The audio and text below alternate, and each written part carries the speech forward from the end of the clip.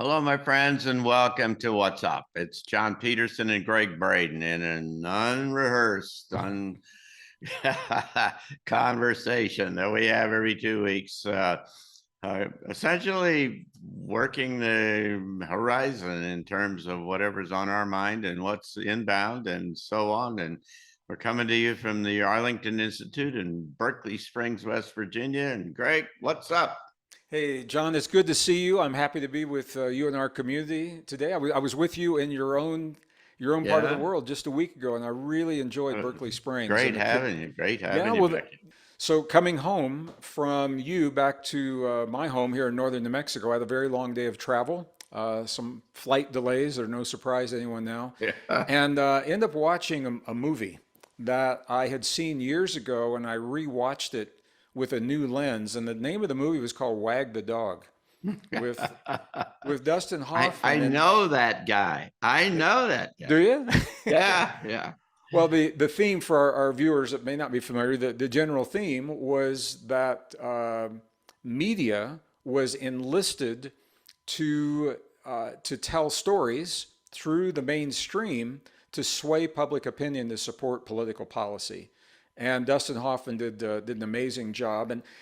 And what was interesting to me, John, was the way that they went about doing it was they would find something there where there was a truth. There was a partial truth that they could latch on to, and then they would take a lot of liberty with that to build a different narrative. And so my question was, and what I'd like to talk about today is to what degree that's happening right now, and the the big policy shift. I mean, there's so many, but many of our policy shifts are driven around this idea of climate change. And we literally are changing a civilization based upon information that's being fed to us through media outlets. And my question, as a geologist, corporate geologist in years past, in the 70s and 80s, understanding climate science a little bit, is how much of that, what role is the tail wagging the dog when it comes to our climate conversation, and how would people of the world, how will they respond when they find out that an entire civilization that has been relatively successful has been dismantled and their lives have been changed and in many cases made more difficult based on something that wasn't true, and how they would respond to that and what role that plays in this shift that we're seeing in our lives today. Well, there's elements. I mean, the underlying principle, you're absolutely right on, as far as I'm concerned. There's elements of that that is in the COVID business and the kind of racial and cancel culture stuff. They're playing with food and energy in the same kind of way and manufacturing notions. And it's almost as though that they've worked their way through. I mean, it's like planning an operation, if you will. That's where you say, well, what have I got to do in order to move this and this? How do I deal with the fundamental? How do I pull the pins on the fundamental pieces that are supporting this present situation that and then allow for the kind of evolution to something new? Well, it was when movies like that are made, there's a message. Obviously, the filmmakers wanted to say something to the public. They didn't just make that up and put it out for Yeah, family entertainment. There was a message in there, and this was in the 90s. yeah. And the degree to which, uh, literally, if they wanted the story to sway public opinion, they'd go into the film studio, pay an actor, for example, to create a wartime set and make it look like a refugee is running through, the burned out remains of buildings in the street. And then the camera pulls back and an actress that was paid, but you wouldn't know that. To what degree is that a perfect example with Russia and Ukraine? Obviously, there's a war. Obviously, I have my friends are on the ground on the Polish side of the border, working with refugees. People are suffering, people are dying. But the premise of the war itself and a lot of the footage that we're seeing on YouTube has already been documented that it was footage from other wars Yeah. Oh, that were yeah. made to look like and that were modified to make it look like it was something that was happening here.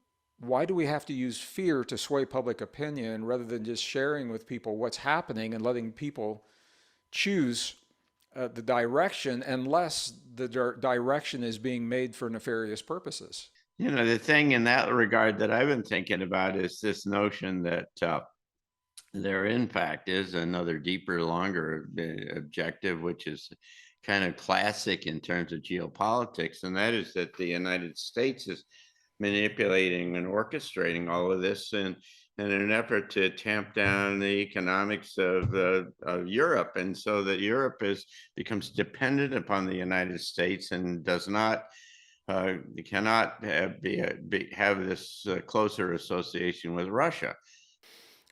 We rely to such a degree upon this handful of media outlets that are are going right to the our most primal instincts. Yeah. When Yeah. you see helpless women and children being dragged out of homes, I mean that lights up something in everyone in Ukraine, for example, or when we see destruction from climate. Obviously, the climate is changing, so that's the piece that's true. The climate is changing. Have humans caused it? And the answer is, as a geologist, I can say absolutely that humans have not caused it. We are contributing to some degree.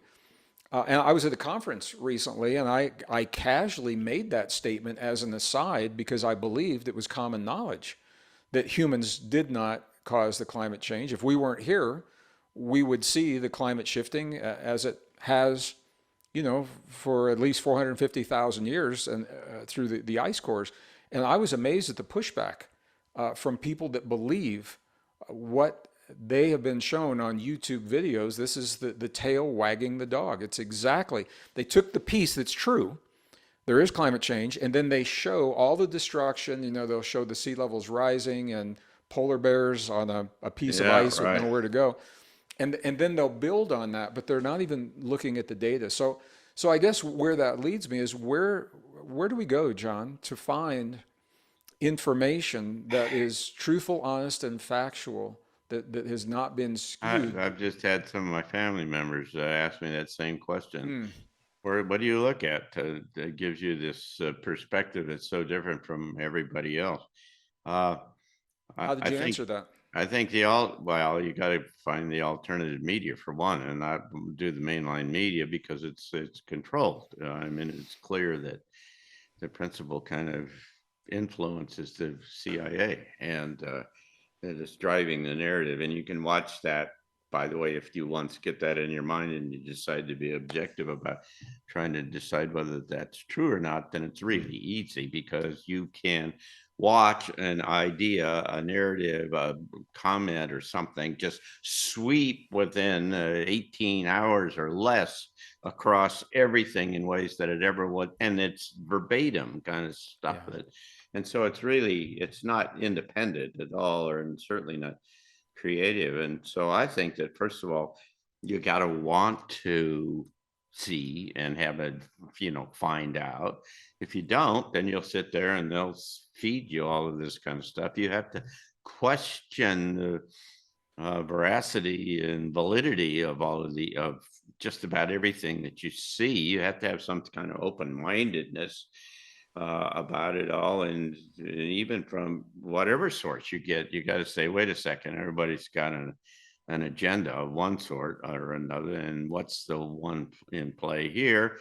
Then you got to look for corroborating kind of indications from multiple sources that have some kind of independence. I think that suggests that there's some kind of a critical mass, a triangulation on an emergent kind of clustering of around an idea or something.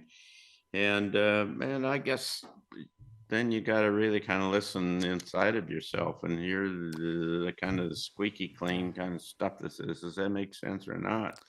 But if you're not actively engaged in the whole kind of process, then you're going to get fed whatever they're trying to feed you. And they've conditioned this environment for the last, I don't know, 3 decades at least, so that they've got you. A multidisciplinary scientist, and I used to believe that science was like the last bastion of honesty and that Mm. I wanted to believe that somehow it was immune to this. And especially the last 2.5 years, what I've seen time and again is reputable, I mean, esteemed scientific journals, including the New England Journal of Medicine, for example, or the journal Science, publishing articles that later had to be walked back or retracted because it was discovered that the people that contributed had an agenda, and they had cherry picked the Yeah. data in one way or another. So that was very disappointing to me. It was disturbing to me, and it kind of blew my bubble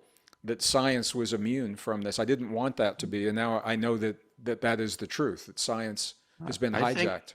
yeah, I think in the last, oh, maybe, what was it, 7 or 8 years, I've twice heard the former editors of, what was it, Nature or Lancet or Yeah. New England Journal of Medicine, both, two of them have said at least 50% of the stuff that we publish is unsupportable and is either a product of fraud or mistakes or and cannot be uh, confirmed. As a geologist, a degree geologist, and I was there with everybody else when Al Gore came into our living room with the climate change PowerPoint presentation, and it was a good presentation, and I looked at what he was saying, and a lot of it made sense, and a lot of it was based on a truth in on that scale. And then you look at the bigger scale and it's no longer true. So then I began to say, well, how do these people act in their lives? If they believe that this climate Yeah. crisis is what it is, how are they acting? And so one of the questions I have, if they actually believed it, why would we not embrace the forms of base load energy that create zero greenhouse gases, cannot be weaponized, Yeah. cannot be melt down like a Fukushima reactor, where the Thorium. Yeah. yeah, the spent fuel becomes the new fuel cycle again. It's inexpensive. It's on every continent, in the soil of most nations. Why wouldn't we? And thorium is an example of that, as a stepping stone toward an ultimate source, which we know is possible by tapping the vacuum of what's called the Planck vacuum. Why wouldn't we do that? If they really believe what they're saying, and then you look Yeah. at their lifestyles and how they live, and they're not living reflecting what they're telling us is happening. So it takes a level of effort and personal responsibility, and it's not easy because then it opens the door and says, well, if this isn't true, what else is not true? And a lot of people just don't want to go down that road. This community that you and I have and that we get to share, I think it's important to have these conversations. So thank you for that I today. agree. And thanks so much. And love to have you. It's always fun to do this. And for those of you who are watching, thanks for being a part of this. And we come back in another couple of weeks, and Greg and I will have an unstructured, unplanned conversation. And we hope that if you like this, that you'll hunt us up on arlingtoninstitute.org and see the many other things that we do here at the Arlington Institute, coming to you from Berkeley Springs, West Virginia, in the Appalachian Mountains. Thanks so much. See you next time, my friend. Thank you so Be much. well.